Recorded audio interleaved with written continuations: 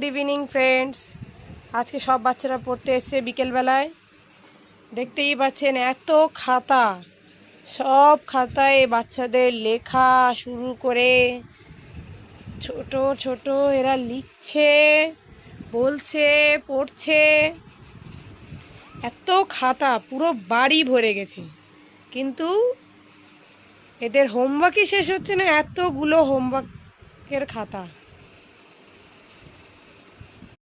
বলো, 2 একে 2, 2 দুগুণে 4, 3 দুগুণে 6, 4 দুগুণে 8, 5 দুগুণে 10, 6 দুগুণে 12, 7 দুগুণে 14,